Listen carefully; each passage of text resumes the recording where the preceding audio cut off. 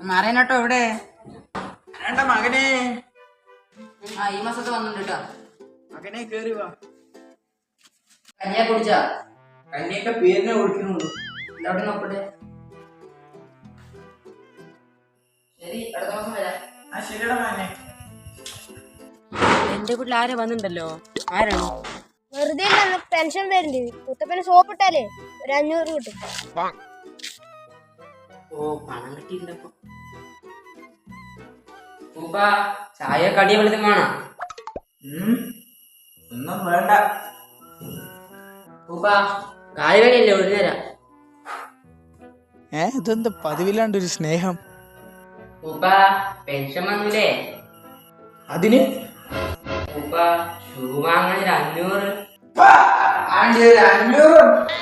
ചെക്കന്റെ പണി ആയിട്ടില്ല തോന്നുന്നു. എല്ലാം ഞാൻ വലിയട്ടെ.